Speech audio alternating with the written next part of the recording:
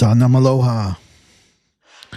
So this is a video on the full moon in the 33rd gate, line 6, and that is on February 1st. So that would be tomorrow. The time of the recording here is July 31st, and we're motoring along this year in 2026.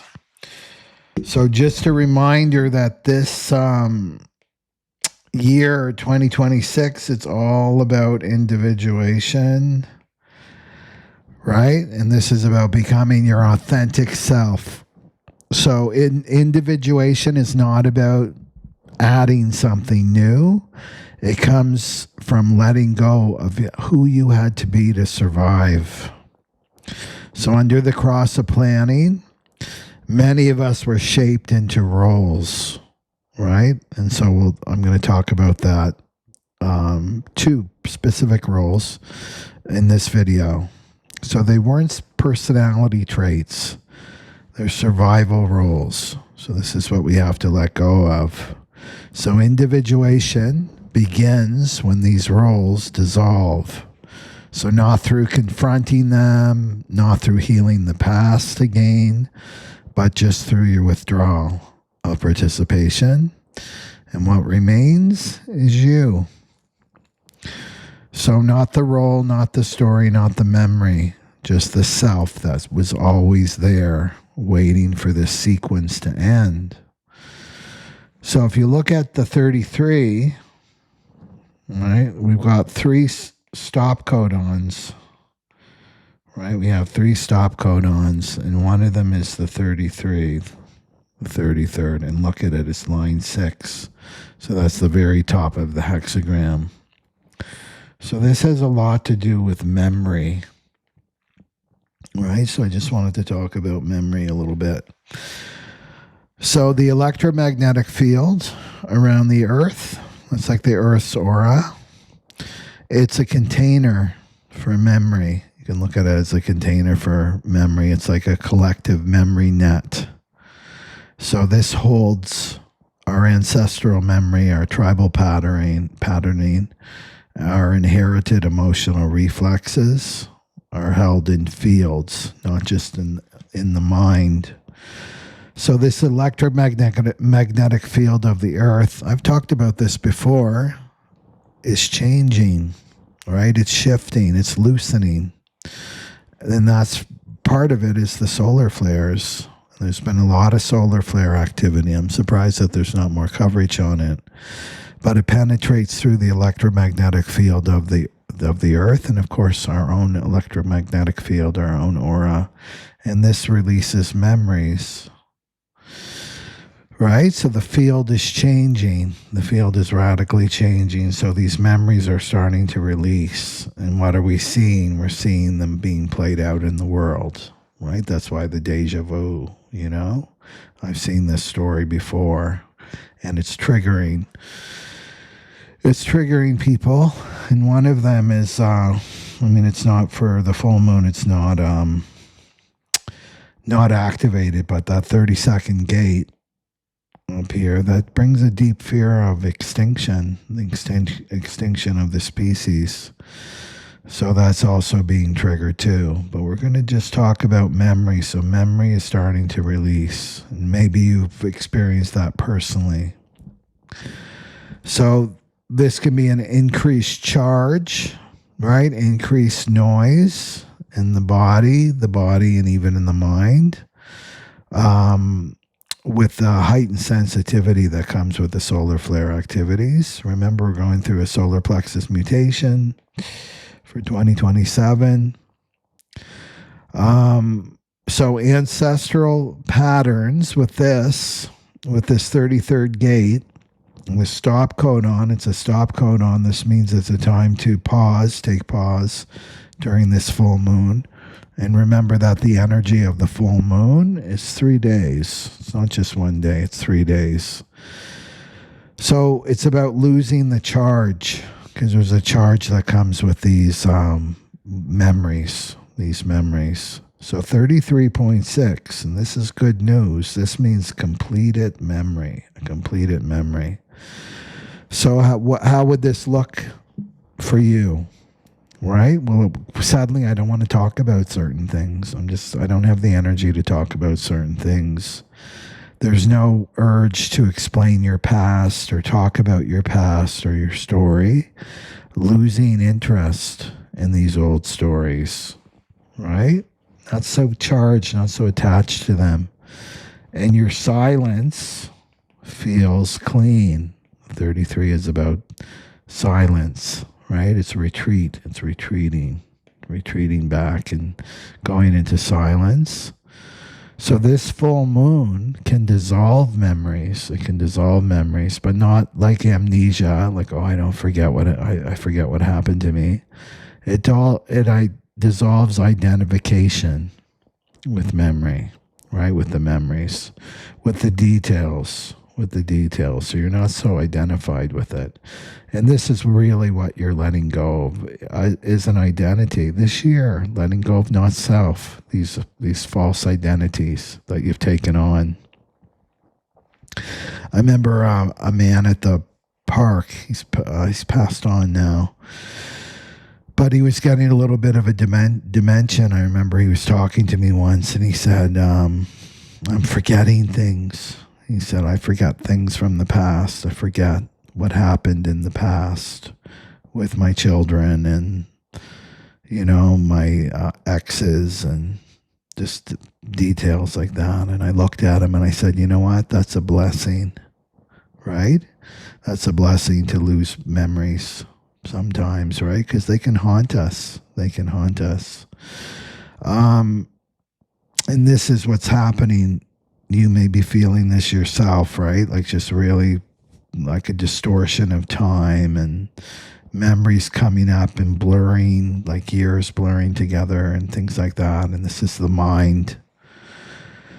It's just a clearing from the unconscious, right? Because our subconscious mind it's the storehouse of memory.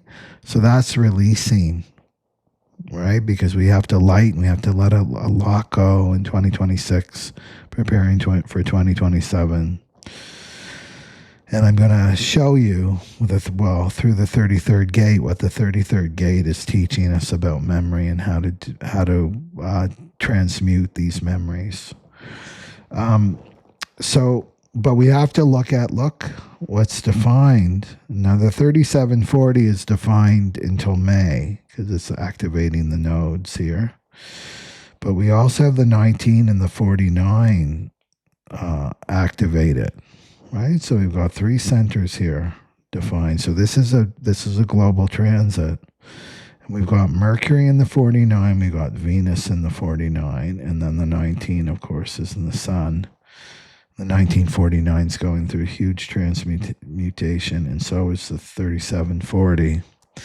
So the 3740, I've talked about this before. This is very connected to the cross of planning, right? It's the codes, one of the major codes of the cross of planning. So this is about belonging. It's about emotional agreements. Who gives, who receives. It's the family agreement, the marriage agreement. And this is about you sacrificing for your family, right? So this was the cross of planning way here. It's all about a bargain, right? This is tribal consciousness that's dissolving now. So this is, I prove my worth by holding it together, by carrying other people, by playing a role for too long here. This isn't going to be supported anymore. Right? It's starting to not be supported anymore. So you're moving from that to I belong. Okay? So not proving your worth by sacrificing yourself, sacrificing your authenticity, carrying others. Now it's you belong where you're valued and seen for your authenticity. 3740, the old cross of planning way, is you were of use. Right? You were useful to the tribe. It was about what you did. It wasn't about who you are. The tribe didn't care about authenticity. They just cared about, are you fulfilling your end of the bargain? Right? So anything right now that's in terms of relationships that are built on obligation and duty and shoulds, or blind obedience without being appreciated quietly dissolves. So no drama. It's just you stop feeding it. You stop participating in it, right? This old consciousness. And then we have the 1949, the channel of synthesis. And this is totally the emotional law. Remember, it was the emotions that were the glue that glued us together as a tribe. So this is about obedience. Obedience. It's about belonging, but it's conditional, right? So they call this anyone with the 1949. Ra talked about that they definitely have to be married, and their marriage partner has to obey them. This is old school cross the planning stuff, 1949. And it's conditioning, right? So it's obedience, but it's about belonging, but you belong, but there's conditions. There's big ropes attached here. And the conditioning is, if you want to belong here, you must attune to my needs and rules. My needs and rules. And often these needs and rules, they're not spoken. They're not spoken out loud, but they're felt in the body, right? If you're we're going to feel this, like feeling it in the body, right? And if it's not obeyed, right? If you're not obeying, if you're not attuning to the needs and the rules of the one that's setting them, right? That has this in particular, like personally, but we're going to feel it on the grand scale, right? It's a global transit, and so we're all under this conditioning right now, right? It's like if it's not obeyed, it's enforced with withdrawal, so the silent treatment, guilt, anger, like passive aggressive stuff, right? With the 1949, and then how it actually plays out, like the person doesn't say, you need to obey me and this is what you need to do. It's very subtle. It's like a subtle energy. It would be like, if you loved me, you would know what to do. You would know that you shouldn't behave this way. You know that, right? You would know that you need to support my dream. You're my partner. If you love me, you would support my dream. I don't have to ask for that, right? You should know that. This is just how it's done in our family, right? When I'm here in the house now, it's our time together, right? So you have to drop whatever you're doing. You have to pay attention to me. You have to listen to me. You have to turn your phone off. It's all about me right now and my needs, right? And so the other thing is, I'm busy. I'm under a great deal of stress. You need to be a supportive partner and pick up the slack. You should just know that. I don't have to communicate that to you, right? I need your emotional access. I need access to you emotionally. You need to be at my beck and call. If I text you, you have to text back immediately. So it's more felt than verbalizing. It's more felt. And you'll know when you're under this. It's like you feel this guilt, like you're going to be punished if you don't obey. You'd become a mind reader of what's needed, right? What that other person needs. That's in power, that you perceive they have power over you, right? That you're in relationship with. So the system needs, if we look at, I want to look at roles. And you may remember this energy, right? In terms of your family of origin, because the main star here is this 33. So 33, you can see it's coming off the throat here. 33.6, the Earth and the Moon. I said that it's a stop codon, so that means to take a pause. This is about taking a pause, and it's not asking you to go and heal the past. It's very connected to the past and memory. It's telling you that the past is done pushing your behavior. You're not making your decisions. You're not motivated from fear of the past, fear of your past. So the memories with the 33.6 will stop calling you back. Stop calling you back. And so this is privacy. The 33 rules privacy. And privacy doesn't mean hiding. That's a different energy. Privacy is what allows the stop codon to complete without interference, right? So privacy means to be in your own aura. That's what privacy means. It means to be sovereign in your own aura. And this is a reason, and what comes from this, because it's about retreating, the 33 is about retreating, being in your own aura, and then revelations can come. That's the city of the 33. That's wisdom comes. Wisdom comes. Something is revealed to you, but that only happens when you're in your own aura and you're silent with yourself. Then the revelation can come. Right? So the 33 is to stop and reflect and be in your own aura. But if you're around others, they're going to re-trigger memory. They'll re-trigger memory. They'll reassign roles to you based on their memory, which I'll go explain a little bit later in the video. And they restart the sequence. They restart the sequence because this is an opportunity. This full moon is to stop, be in solitude. And Ra talked about not sleeping beside someone in the same bed over and over and over again, right? To take a break from that. That's total tribal consciousness. That's this 1949 and the 4037. Well, if you're my partner, then you should sleep beside me every night, right? That's the unwritten rules here. Right? And that's where you're the most conditioned, when you're horizontal next to another person and you don't get any reflection, right? There's no time to reflect with this 33, that you're completely in their dreamscape. You're completely being conditioned, right? So this would be a good time, this full moon and a couple days after, is to sleep on your own and allow these memories to release and not restart the sequence. So gate 33 says, step back long enough for the sequence to end. This is a stop codon, not to let it repeat. Right? So this is why solitude is so key, to have just some time to yourself. Right? Even if you're in the same house, like I want to be in this room, 9 feet in every direction.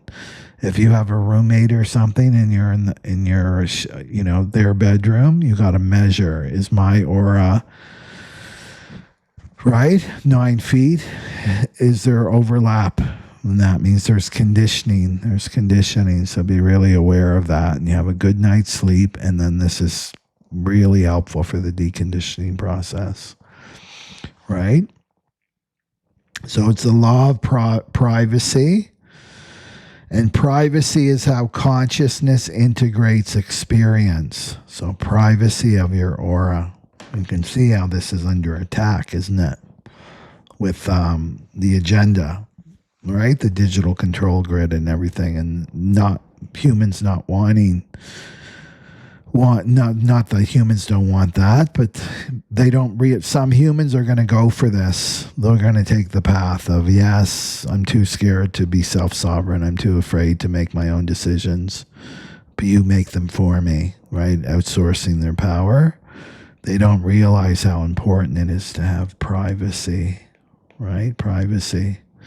Even the privacy of your thoughts, right, are under attack right now.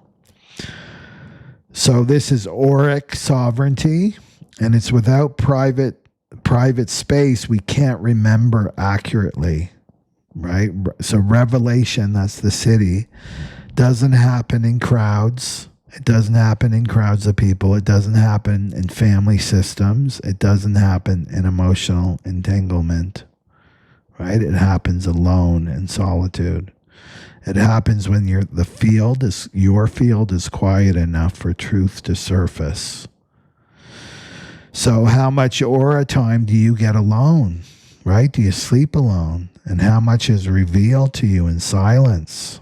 It's going to be a correlation to the amount of time you spend alone, right? So gate 33, it rules memory. It rules personal memory, ancestral memory, and collective memory. But memory's not just about preserving wisdom, right? In terms of memory, well, I remember putting my hand on the stove when I was a child and I got burned, right? So now I have this memory. I learned from that memory not to do it again. No, I'm not talking about that kind of memory that serves, like learning from your experiences. This is about roles. Memory can serve roles, and that's the prison. That's the prison you want to let go of.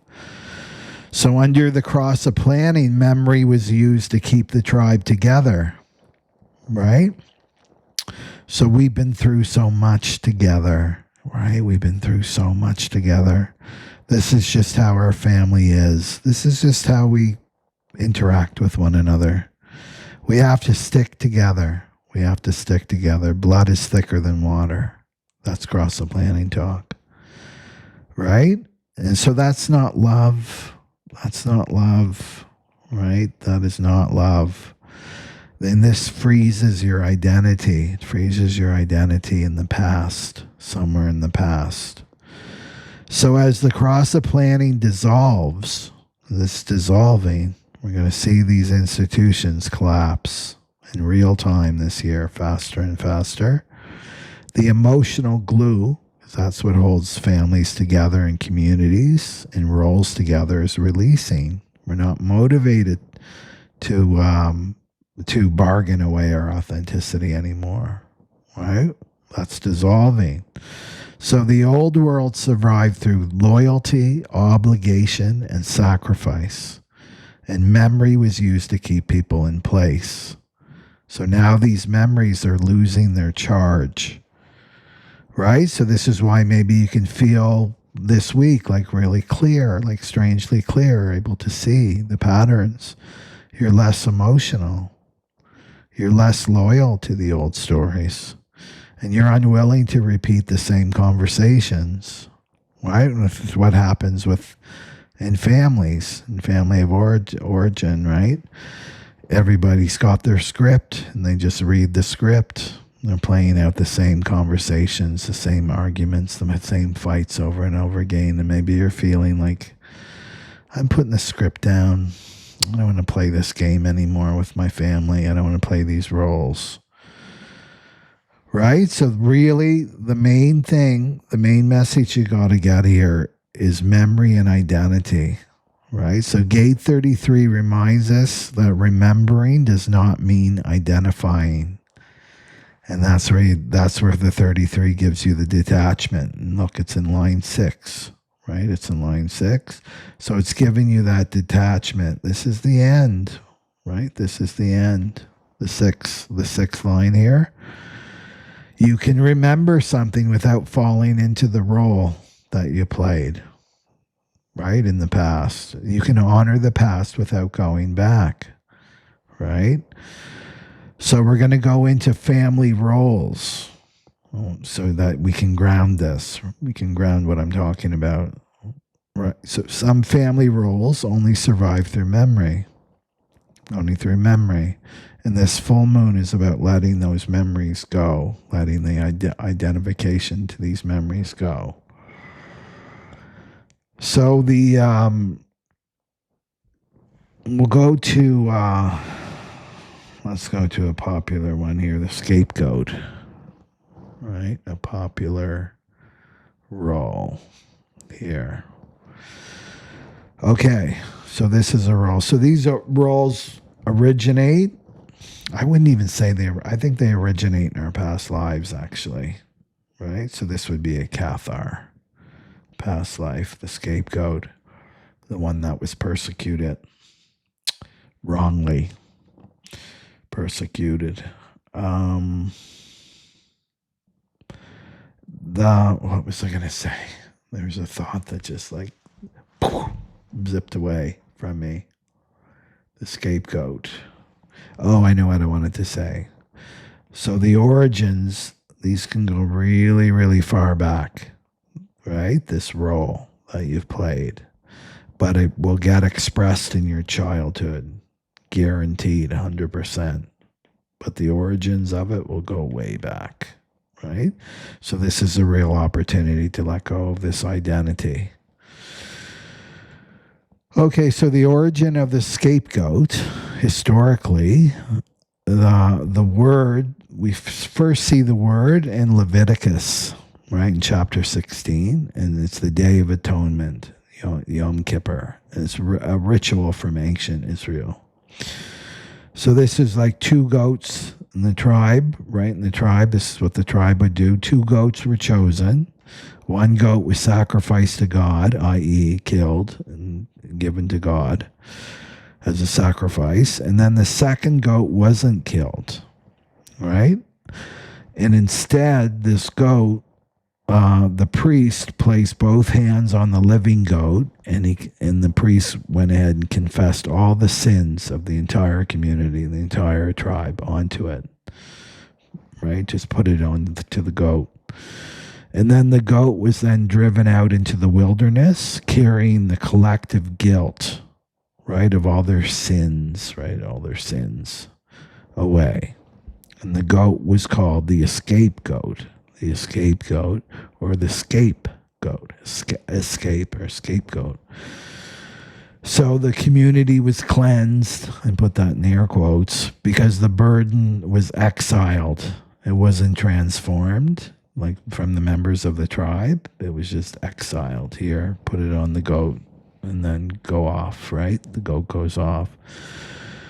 So the scapegoat did nothing wrong, right? Did nothing wrong, and it wasn't judged, and it wasn't punished directly, but it simply carried what wasn't theirs, right? That's what the scapegoat does. So the function was containment, contain it all, project it onto the goat, and then remove it. And that's not justice. That's not justice.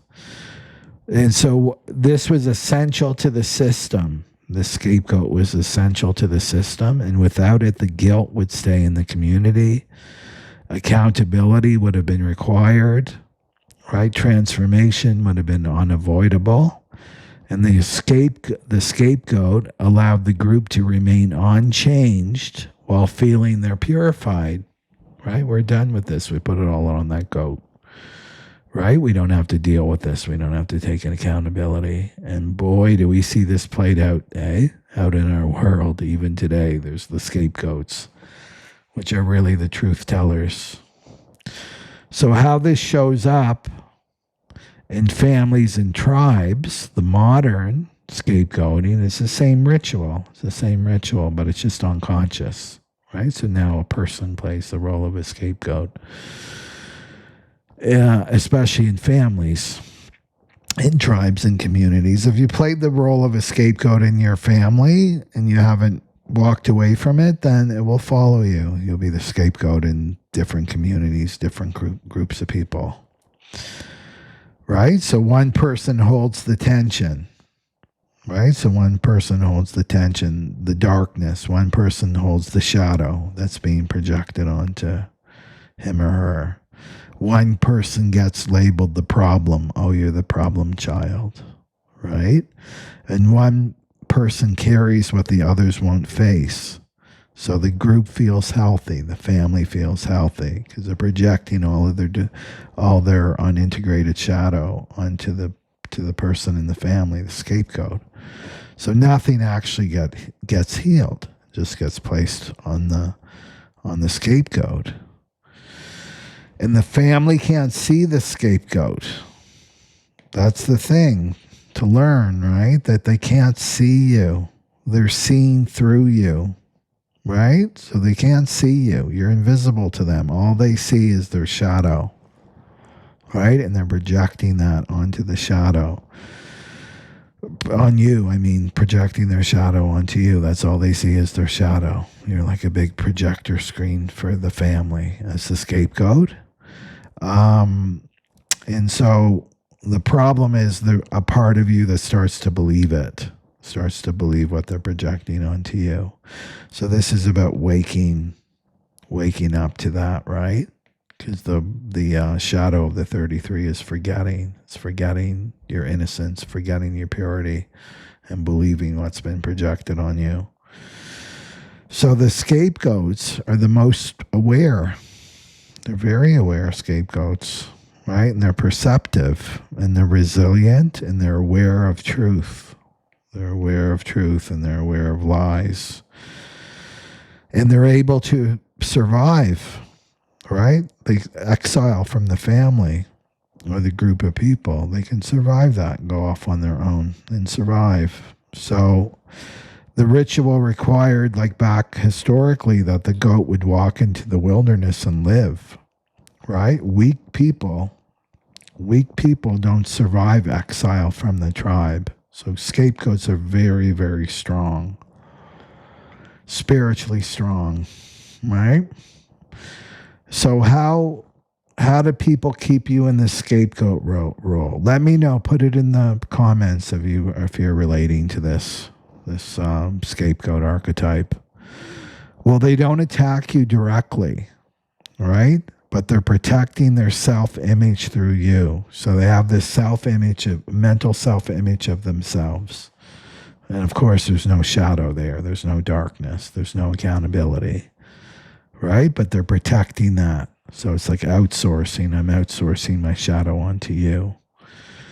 So the scapegoat exists so the system doesn't have to look at itself. That system, right? The family system, the community system. Right? So this is gate 33, is people keep you as a scapegoat by remembering. Remember, this is about memory. So they're remembering your worst moments, right? Your worst moments. These are the people that they bring up a memory like that happened 25 years ago or whatever, right? Remember when you did this, right? Remember when you, whatever, right? Thing that you did. They'll bring that up, and this is about keeping you in that box of the scapegoat.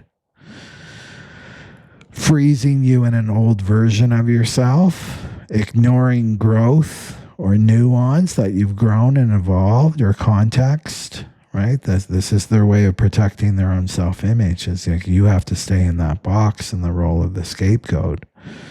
So they'll say things like, well, you've always been like this. You've always been a problem child. Right? It's like dragging you back into the past. This is just how you are, right? You're the dramatic one, you're the sensitive one, you're the difficult one, you're the intense one. You're the unhappy one, you're the crazy one, right? We're all saying the gaslighting, right? And it's just about projection, and you're the receptacle for their shadow. So this memory becomes your identity assignment, right? You're no longer a person, you're a role, you're a receptacle that takes on all that shadow. So that's a way that they can keep you in the scapegoat role. If you choose, because I'm not about victimization, but I'm about awareness, like to become aware of these patterns and stop taking on the projection of others. And they project what they won't own. So unowned qualities get placed on you, like anger, control. You're the manipulator, you're the controller, you're the one with the hidden agenda. Meanwhile, they're just projecting their stuff onto you.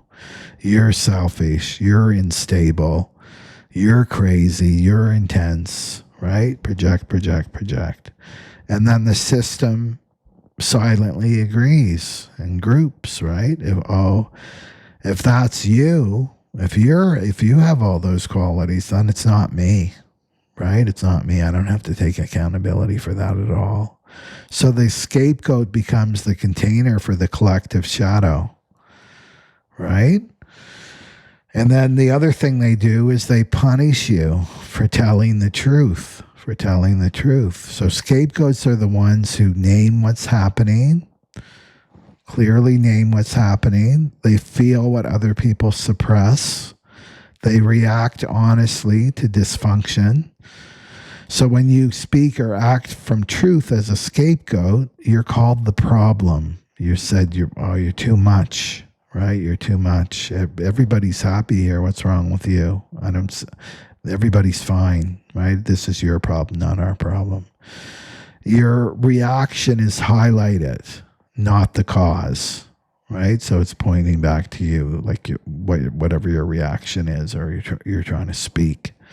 So truth becomes evidence against you, right? Instead of just taking in the truth, they point back to you. It's the messenger. Let's shoot the messenger, right? Let's shoot the scapegoat. And they reward you for carrying the shadow for them. And they resent you, right? They reward you, but they also resent you for it. Because they know subconsciously, they know what they're doing. So this one's subtle. So you may get tolerance instead of respect. We tolerate you. We don't respect you or value you, but we tolerate you to have you around. We put up with you energy. It's conditional. Like we include you, but it's conditional. As long as you absorb the blame, as long as you don't speak the truth, you absorb the blame, you stay in your lane, you don't speak up. You don't challenge the story, the narrative, in the group, in the family. And the moment you step out of that role as scapegoat, anger comes up. Rejection comes up. Rewriting history begins. You see that 1949 channel in this 3740 conditioning field, right? Start to pop up. You're not playing the role. You need to stay in the role as scapegoat. We need you in that role.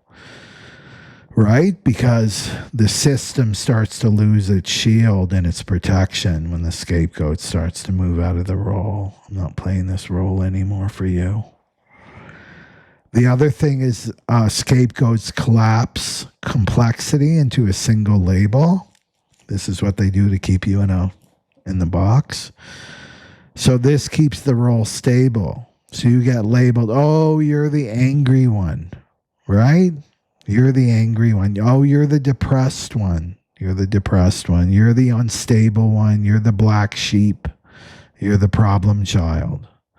And once labeled, once you have that label on you, right?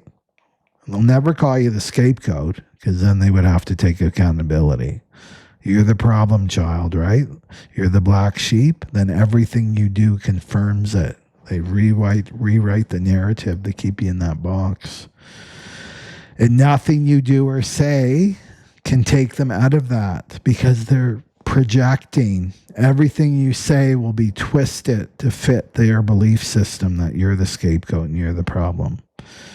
So this is how scapegoating can go on for years and years and decades, right?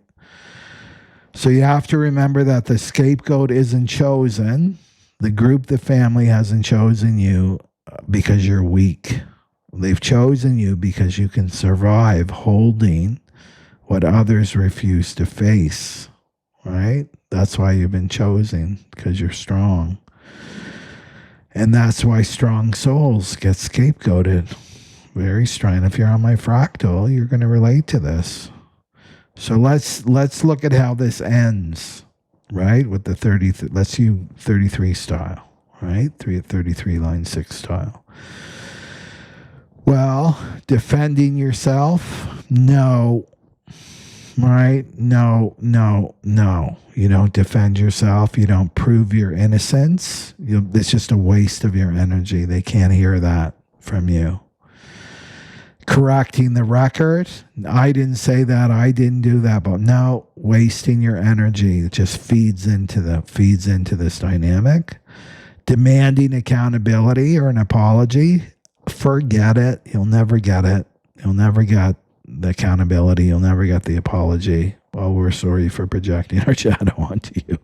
No, that's not going to happen. Right? You'll be waiting. You'll be like a skeleton with cobwebs all over you, still waiting for that apology. Right? So how do you do it? How do you let go of it? You withdraw participation. You don't read from the script anymore. I'm not reading from the script, right? You refuse to carry projection. And the one thing you need to know is you have no control over how people perceive you, right? So let people have their version of you and not responding to their projection. Don't respond to their projection, right? So they're telling their story. They're in a delusion, right? Don't feed the delusion. Just let them do that, but also set a boundary. If you feel like they're overstepping your boundary, right? If they're projecting onto you and you're horrible and you're this and that, if you continue to speak this way, I need to leave, right? Respect yourself. So, and this is what we do to belong, right? This is cross the planning stuff. You don't want to belong to this toxic, dysfunctional dynamics any longer, right? This is about you becoming self-sovereign, and it's about remembering that the 33 is about remembering who you are and that you're much larger than this role that they've tried to put you in these dynamics. So stop fighting it, right? Stop fighting it. So as soon as you stop engaging, don't engage with it, then the role will starve. The role starts to starve. And guess what they have to do? They have to take responsibility for their shadow because you're not absorbing it anymore. Right? If you're a scapegoat, you're very sensitive. You're walking into a room and what are you doing? You're metabolizing everyone else's shadow. You're digesting everybody's shadow for them. And you know who pays the price? Is your body. Your body pays the price for that, right? So stop doing it. And it's just with awareness. I refuse to digest and metabolize the shadow. All these shadows being thrown around in this room with these people, right? Like just like with intention, just send it back. Send back their shadow. So what you always want to check in with your body. This year and onward, your body is your oracle. Your body will always speak the truth to you, right? So you want to look at, when I stop defending myself, does my body relax? And if yes, I stop defending myself. I stop fighting this. I put down the script. Then the scapegoat role already ended, right? When your body's just relaxed. And this means that the memory from the past has lost its authority over you. Right? So the scapegoat stays trapped as long as you keep responding to a story that was never about you. Right? Stop reacting to a story that was never about you. Right? And so as long as you stay in this role, right, they don't change. And they know that, the ones that are projecting onto you. Right? As long as we keep you in this role, we don't have to change. We don't have to look at ourselves. Right? So this is by stepping out of the story, just dropping the script. Okay, so just take that energy in. You don't have to play this role anymore. Okay. And it's the full moon, so you're to completely support it, to drop the scapegoat. Okay, the other one that I wanted to look at was the kin keeper. The kin keeper. And this is an interesting one. The kin keeper, right, remembers, this is the one, the weaver, right? This is the weaver. Holding threads together in the fabric that didn't tear. Of course, this is a metaphor for the kin keeper. And the kin keeper is the one that remembers everybody's birthday, right? She remembers deaths. She remembers anniversaries, right? Maybe nobody remembers her birthday, but she remembers everybody else's birthday. She maintains contact over distance and time, always checking in, right, with people. Organizes gatherings and rituals, carries the emotional history. She's the carrier of the emotional history of the family, of the community, of the groups. And she ensures the family continues to exist as a concept. That's very important to her. So this, where does this come from then? Whoops. Let's see here. So where does this come from? Well, it comes from the tribal societies. The kin keeper kept the alliances alive, right? So she passed messages between feuding members, right? Feuding members that were fighting in the tribe. She'd be like a mediator. She prevented fragmentation when direct confrontation would have caused a war, right? So she could sense when there was conflict in the air, right? She's very heightened to that kind of energy. And the kin keepers existed because direct honesty was too destabilizing, right? It was too destabilizing to the tribe. So often women were in these extended family systems, like the feudal system would have been an example too. And they managed emotional continuity, right? Within the tribe, and they held households together when men were absent or violent or different. So they made sure that the other households were held together and supported when the men were gone, or either died often more, or just indifferent. And they absorbed relationship labor, so the structure survived. So they took on a lot of emotional weight, right, the kin keepers. So they were praised for keeping the family together, but they were never given the authority to change it. To really change it, they had to deal with this, the dysfunction. And this would have been the kin keeper in the religious life. So they maintained ritual attendance, made sure everybody was attending church on time and the rituals on time, right? Who's at church, who's not at church. They ensured that people showed up. They smoothed out conflicts, right, with members of the church, for example, or the community. They help people feel connected without questioning the belief systems. So they preserve the form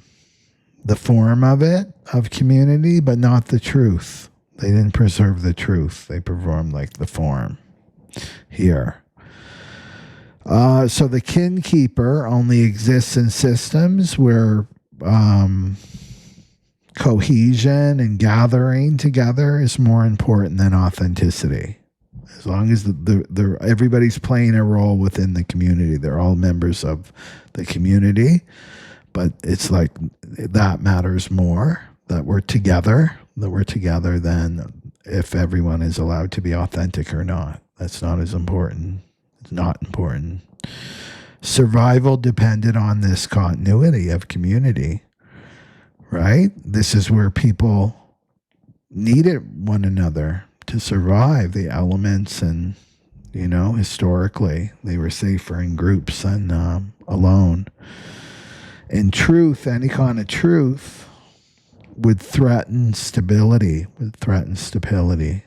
So the kin keeper would be the one if there was like if there was a scandal, maybe if there's a scandal in the community, and maybe somebody got abused or whatever, they'd be the ones that would be like, don't talk about that, keep it secret, we have to keep together, right? So they held a lot of secrets too, the kin keeper, but it was a threat. Any kind of truth would be a threat to the stability of the tribe. So this is the cross of planning world now, right? But we have modern versions of this now. And this is the era that's dissolving. So modern systems no longer need one person to hold everyone together, or emotional managers, emotional regulators, right? The people behind the scenes doing all the invisible relationship work, right? So this is the kin keepers can feel exhausted, obsolete, unseen, and suddenly unnecessary, right? So this could be a past life role that you've played that's very natural to you, right? So this is like, it doesn't mean that they failed. It just means this job no longer exists because tribal consciousness is dissolving. So the shadow side historically is the kin keepers prevented collapse. They prevented the collapse of the tribe, but at the same time, they prevented evolution of the tribe. It was all about keeping things stable, the status quo. They made sure things that things didn't fall apart in the tribe. Right? And no one had to ask whether they should fall apart. Right? Nobody asked that. So the evolved role with the 33 here is the kin keeper does not evolve into a savior or a leader or fixer. They evolve into the witness. So this is like no longer managing connection, no longer holding continuity, allowing systems to reveal themselves, letting silence speak, letting adults choose relationships. And this is the 33 maturity here for the kin keeper. Okay. So the kin keeper is the one that holds the family or the group together so that others don't have to relate directly with one another. So they're organizing the contacts, right? They're smoothing over conflict. They're translating between people. No, that's not what Uncle Joe meant. He meant this. They're absorbing tension and they keep togetherness alive through their effort. And of course, they got to pay the price through their bodies. So in terms of connection exists because of them, not between others. So how memory keeps the kin keeper stuck, right? This is memory as glue. So the kin keeper is held in place by memory. It's like, remember how hard it was when Dad left, right? But we got through it together, right? And we had that Christmas and we barely had anything, but we were so happy and we got through that time. That's the kin keeper. The kin keeper, we've been through so much. And if you don't do this, if you don't show up for Christmas, then everything's going to fall apart. Like something like that, right? Like as an example. So these memories aren't neutral to the kin keeper. The memories are all about holding that and holding the group together. They'll bring out memories. The memories.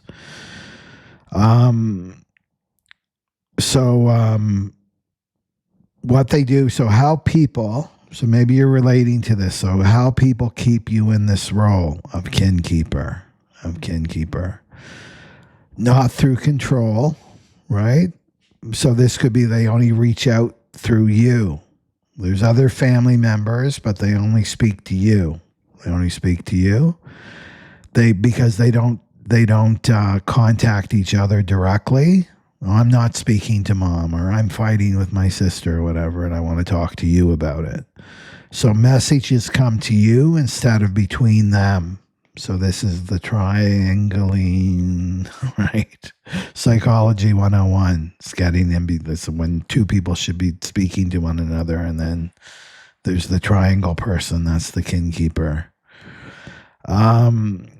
Right? So you're asked to pass something along. Could you speak to so-and-so about this? I'm not speaking to them. Can you tell them this? Right? So that's the system that's saying, the dysfunctional system here is saying we don't relate to one another. You relate for us. You do the relationship work for us. So this role is reinforced every time you comply, every time you step in. Right? And as the kin keeper. So silence appears. Here's another way that they keep you in this role as kin keeper. Silence appears when you step back, right? So then the moment you don't initiate a gathering, the moment you don't initiate checking in with somebody, right? You're the one that always has to phone them. You're the one that has to visit them, right? This is like nobody checks in.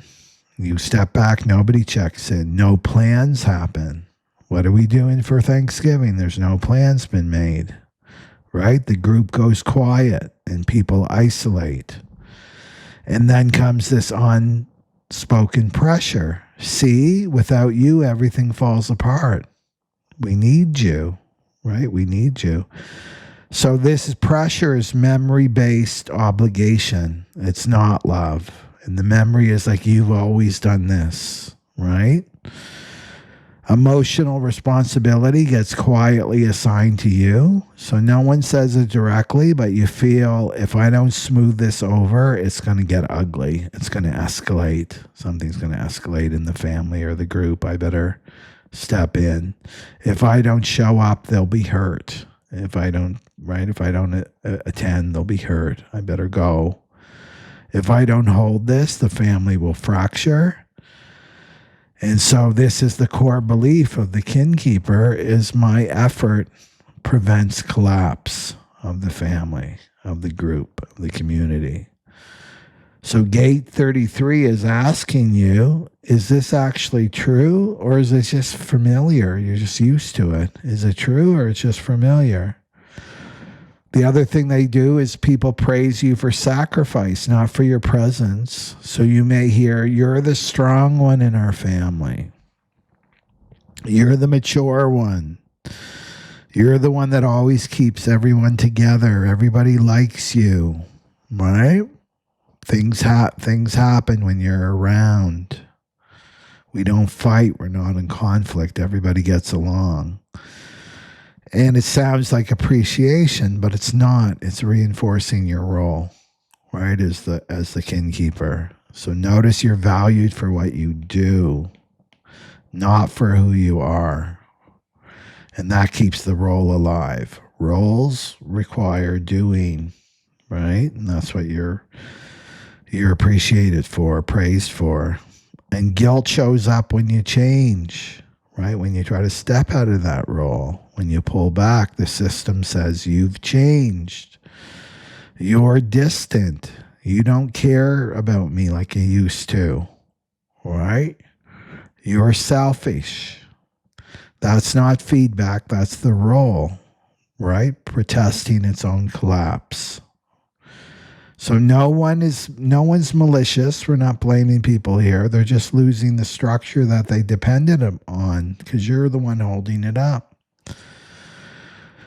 So if a system only stays connected when one person is holding it all together, then the connection isn't real. The connection isn't real. It's managed, right? It's just managed. It's not real. So how does it end? How does this role actually end without going into confrontation? That's not the way to do it, because we're doing it the 33 way. So you don't announce big boundaries. I'm not doing this anymore, and yelling and how dare you make me do this, blah, blah. No, you don't do that. You don't explain yourself. You don't confront anyone. You don't justify and get defensive about why you're withdrawing. You simply stop. Stop initiating. Stop translating for others. Stop triangulating. Right? Listen, you really need to speak with so-and-so. This is between you and them. I don't have anything to do with this. Stop smoothing over, right? Stop absorbing, and watch what happens, right? And whatever survives from that is real, and whatever collapses was never yours to carry. And again, your body is going to pay the price. Headaches, pain in the body from carrying stuff that's not yours as the kin keeper. So notice one thing, right? Go to your body. When I don't step in, when I don't check in, does my body relax or does it tighten? right? And if it relaxes, that means the role is complete. The memory has released.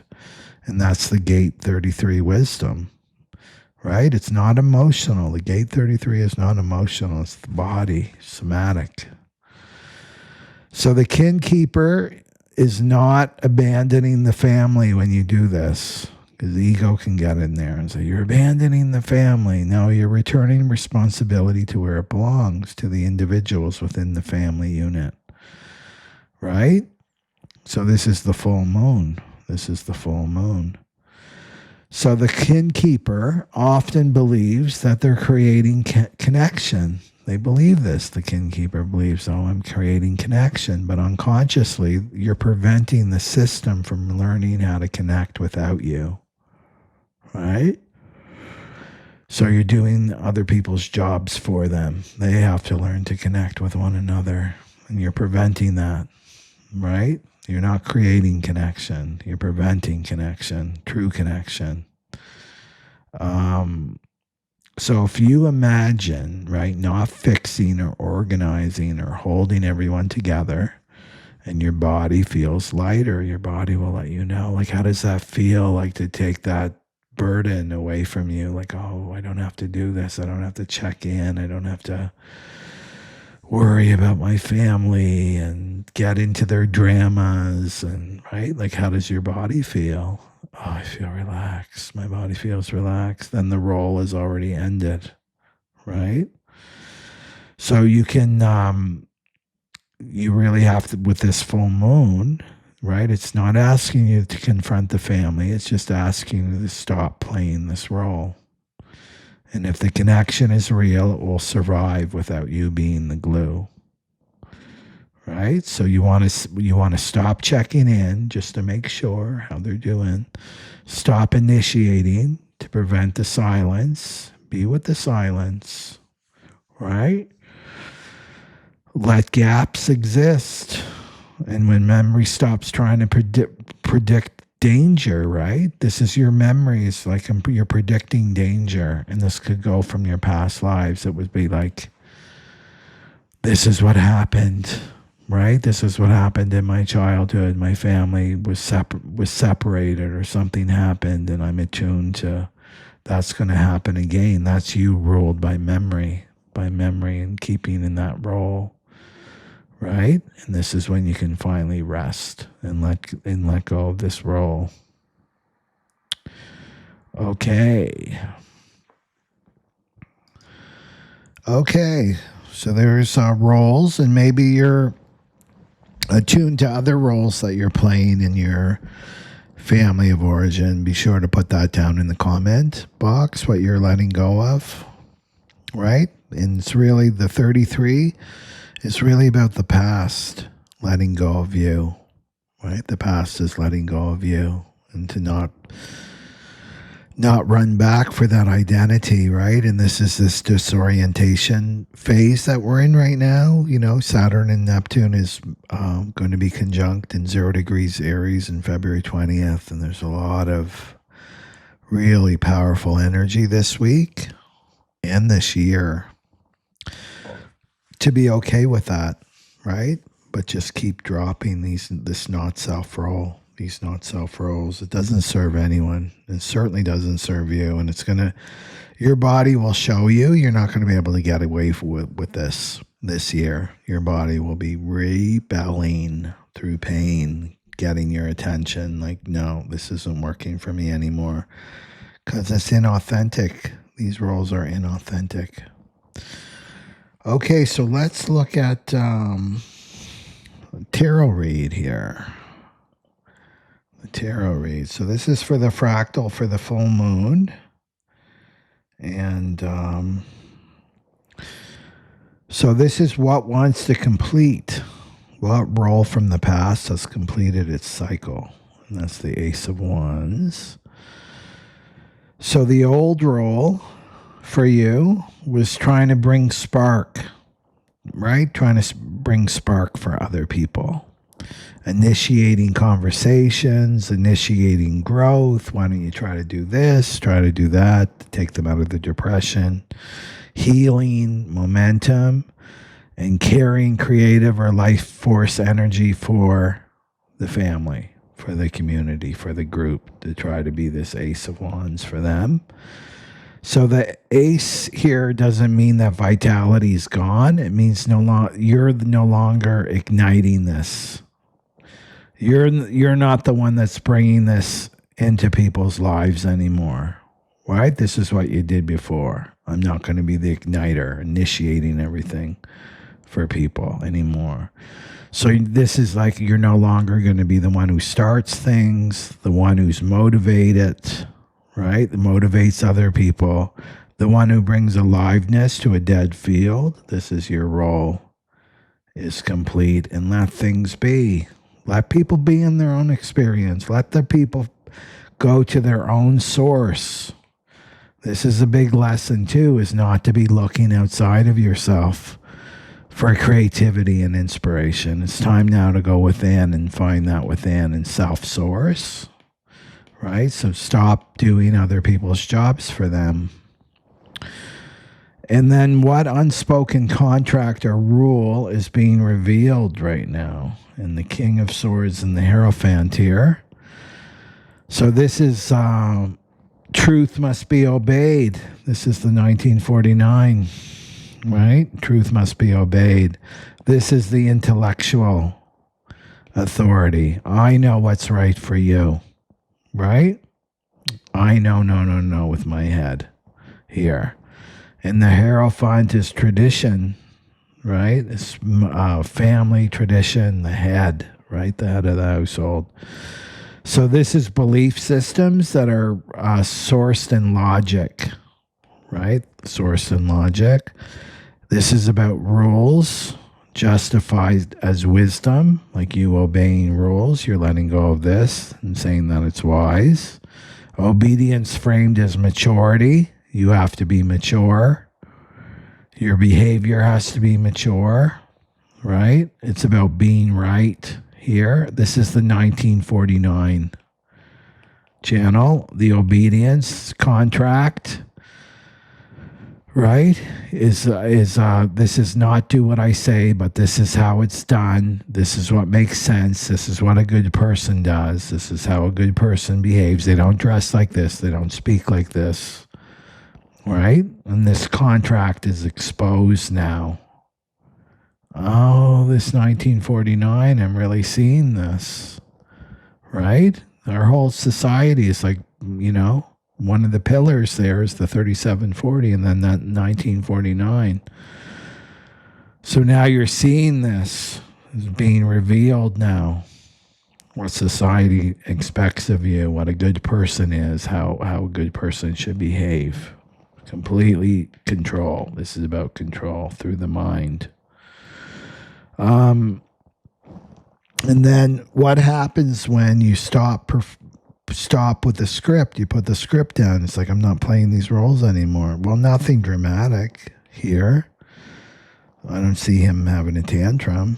There's no tantrum here. This card says there's waiting, there's a delay, there's a pause and feedback, and there's no immediate role when you step out of this, right? So the ego will want, like, I need validation that this is a good thing. This is your test, right? That your test. And this is what it means to be self-sovereign, that you need to trust yourself, that you've made the correct decision. I'm letting go of this role, right? So when you stop, they won't collapse, right? So the family system won't collapse, right? But they won't advance either. So you will wait, you'll look around. They may feel your absence. They'll feel your absence and look around, right? So this is where the guilt can come in, right? This is where the guilt can come in during this, like, it's kind of like a pause here. And then this is where you've got to watch that ego coming in with the guilt. So this is like, let the system reveal itself. You don't need proof.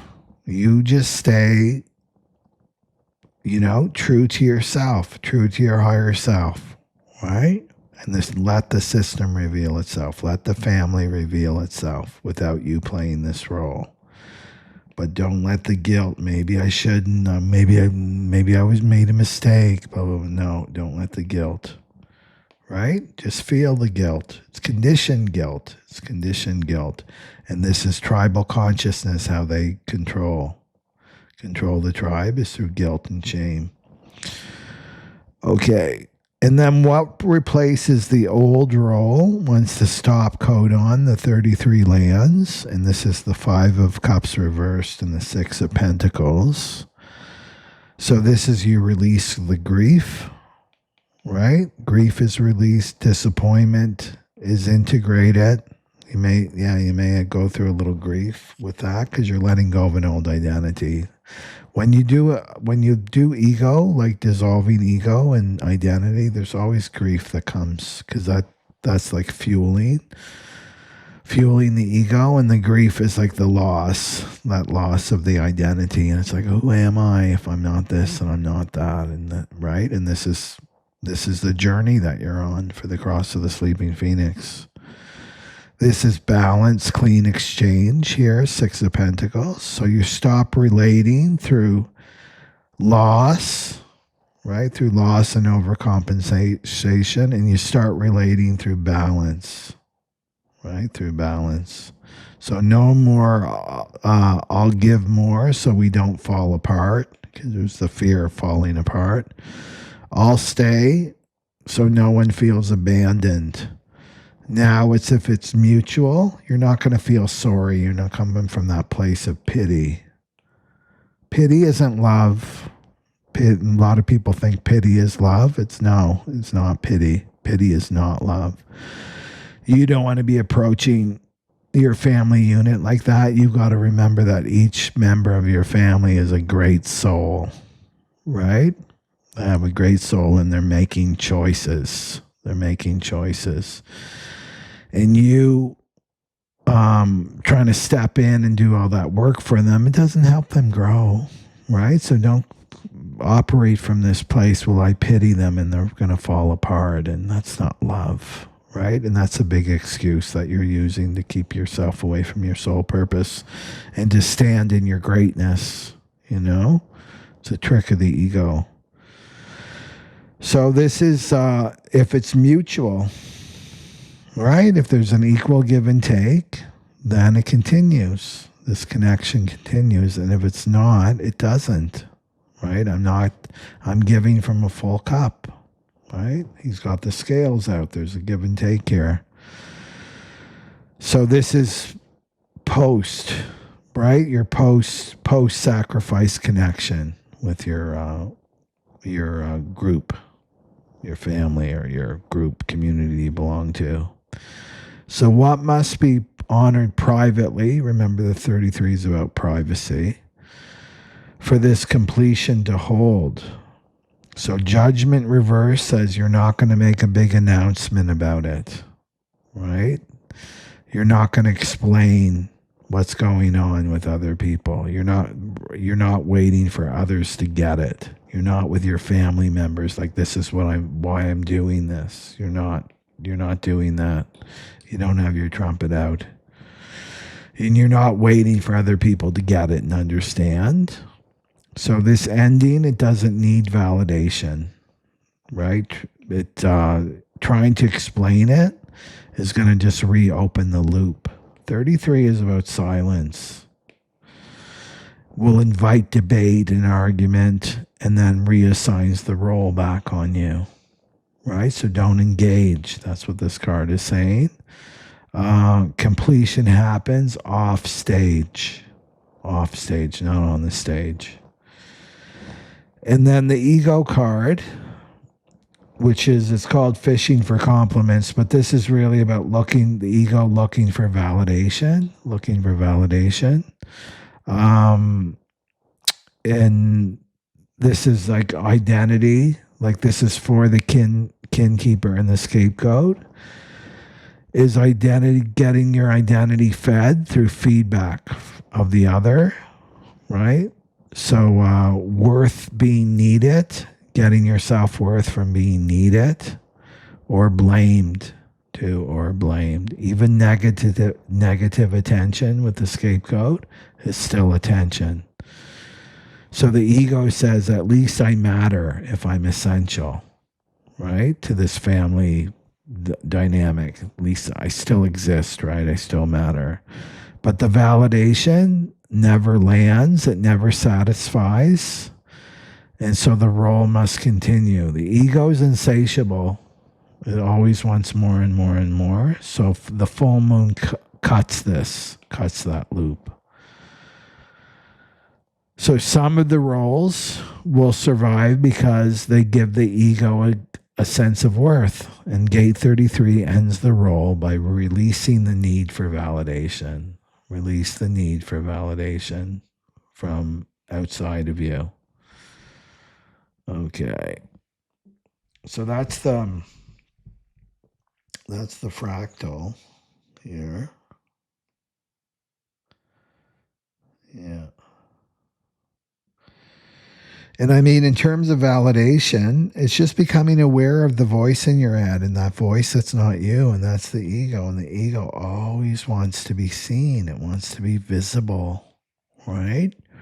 Because the fear of the ego is non-existence. Non-existence. So I'm looking for validation, right? I'm here. I'm like, okay, I pulled back. Where's the phone call? Where's all the emails? And waiting for that. Be in the pause, and then you're just, oh, there's that ego that wants validation. That's not who I am. That's not self, right? And that keeps you in this loop. That keeps you in the loop. Okay. And then the twin flames. The twin flames here. Oh, we got the Six of Pentacles again. And the Hierophant. Okay. And let me check something. Okay, here's for the twin flames. So what twin flame dynamic has completed? And we've got the Queen of Wands, the Moon reversed, and the Six of Pentacles. So this is the end of Queen of Wands. Can be like Miss Fakery too, wearing a mask here. And then the Moon reversed is illusions are dissolving, projection, because this is definitely something that twin flames do, is they project their shadow onto the other. So this is all lifting, and then the imbalance is being seen now, being seen clearly. So the fantasy is over, right? Fantasy is over, especially with Neptune and moving from Aries, moved from Pisces into Aries. And so, the last 14 years with Neptune and Pisces is we've been liberating, like liberation from the ego, from the not self, through emotional processing, through the emotional body, through grief and compassion and confusion, and ego dissolved by feeling everything. And now we're in Neptune and Aries, and this is liberation through choice. So it's not emotional processing, right? It's about standing in your truth and acting from that place, right? So you don't need to process what you've already outgrown, right? It's really about making a choice. It's making a choice. So with this is, there's no more of that. Right? So the truth is visible now. The truth of the connection is visible now here. And you can see where it's been out of balance with the giving and taking. The giving and taking has been out of balance. We're seeing all of this. And the fantasy's over. And then what projection is being revealed? What's the projection being revealed? And that's the Six of Cups reversed. And the projection was nostalgia. The Six of Cups was nostalgia. And this was past life. Could have been unconscious, right? Past life loyalty used as justifying the connection, like the unequal give and take, for example, right? And this was childhood, projection of childhood and innocence, childhood wounds would have been projected too on the twin. So this is the past was being used to override the present. So that fits with the confusion with the Neptune and Pisces, that you can't really see the truth, right? The truth of the present moment. It's like because of this overlay of the past. So this could have been old childhood roles activated, like old childhood roles, childhood wounds that often comes up with twin flame connections. That's part of the process. So the rescuer, right? The rescuer, the scapegoat, the caretaker, that stuff would have been coming up. That was the projection. And what happens when this projection, when you're no longer seeing through the lens of the wounded child on the twin? What happens when this projection is dropped? And this is the Hierophant in the Wheel of Fortune reversed. So this is, the Hierophant here is tradition. It's about tradition. This is about the cross of planning relationship paradigm of what a relationship should look like, cross of planning style. And the wheel reverse says this cycle stops because you cannot, in twin flame connections, you cannot put them in ego. You can't put them in the ego box, the cross of planning box, because they're soul driven. The relationship is soul driven. I don't even really want to call it a relationship. It's a connection. It's an activation. So that stops any kind of looping of like, this will work this way or this will never work because of this and this and this. That stops. So the relationship no longer advances through tradition. It's not traditional. Twin flame connections are not traditional. So this is the karmic engine has shut off, and this is stop. This is totally stop codon energy, right? The 33 there. So that's good. Becomes more aligned, right? Aligned with soul. And then what new frequency becomes available? The justice reversed. So this is no more who was right, who was wrong, who hurt who, right? Who owes, who owes an apology, who doesn't owe an apology, who failed spiritually, right? Who ran away and failed spiritually, chose their ego over their soul, right? So this is freedom from keeping score for the twins, keeping score, and it's free. So the bond now can exist without blame, right? Without blame. It can just exist as it is. And what must be honored privately for this shift to hold here? And this is fresh energy. Page of Wands is fresh energy. It's a new direction. It's curiosity without explanation. Again, not putting it in a box. But privately, the gate 33 is no big announcements. No, this is what it means. It's just let it be. Let it be. Let it be. And then you just follow the spark quietly here. And then the ego card is guilt. So this ties everything together. So the ego wanted to continue the bond through feelings of guilt or projection of guilt on the other, projecting their own guilt onto the other. So it could either be blaming the twin, right? They did something wrong. They said this, they did that, or you're blaming yourself. I shouldn't have said this. I shouldn't have done that. Sacrifice, going into debt, energetic debt. The I owe you, you owe me. And this is conditioned guilt. It's not truth. So the full moon releases guilt as the binding force of the twins. So remember, if you're on the twin flame path, is to remember that you can't, just with looking at this Hierophant in the Wheel of Fortune reverse, you can't put twin flames in the category of relationships. You can't really put them in the category of relationships.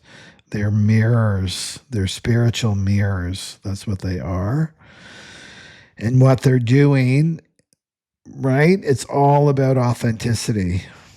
The twin can see the authenticity within the other and vice versa when they're soul aligned. When they're in their shadow and their ego, they see ego and shadow. It's a mirroring effect. So this is the fast way of letting go of not self, because twin flames are like huge catalysts for one another, and the burning of not self starts. Even if they're in separation, physically separated from one another, that burning, the phoenix flames start flaming. And what it's doing is removing everything that's not authentic in the other, right? So that's the power of these connections. And it starts collapsing, right? The twin's life starts collapsing. That's not aligned in truth. That's not authentic. It just everything starts going wrong until they go within and they start to connect with their own authenticity. It's all about being your authentic self, right? So twin flames they haven't come here to complete you. You know, oh, there's my other half. You hear all that nonsense on YouTube, right? They've come to end, right, who you thought you were. And people that are truly on the twin flame journey, they know this. Some have said, I wouldn't wish this on my worst enemy. This, because how intense it is, right? And it's only intense because of the resistance to the connection, which is the resistance of going within and being with your soul, being in union with your soul. So, just let the fog lift, right? Neptune and Pisces were left that. Let the fire lift. Let the fire come in, right? The Neptune in Aries. And let go of who you think you are, right? So any projection you have on the twin, you bring it back to yourself. This is about you. It has nothing to do with that twin. It's about you, right? Take accountability. Take advantage of this connection. Spiritual advantage of it. Okay, so that's what I have for everyone. I don't really have any announcements. The retreat was amazing. The closing of the wheel, we're ending it tomorrow, is the integration meditation. And then the next one will be in March. And I will... I want to complete this one first before I start setting dates and themes and things like that. But it will be aligned. I like to be aligned with what the energy is at in the moment, that weekend in the week, and so that we're supported in transformation. Okay, so you can follow me. Be sure to like and subscribe if you haven't already. And I have readings too. I've got soul purpose readings and twin flame readings. I'm going to be coming out with new readings, and I'll announce that. And again, I'll probably do that soon, actually. But I'll let you know about that. And then Telegram, I'm on Telegram, and then Instagram, and then, of course, YouTube on the community. There's a lot more energy on the YouTube community tab. Okay, so take good care and be sure to comment. I love reading your comments, and I will see you in the next video. So, Nam Aloha.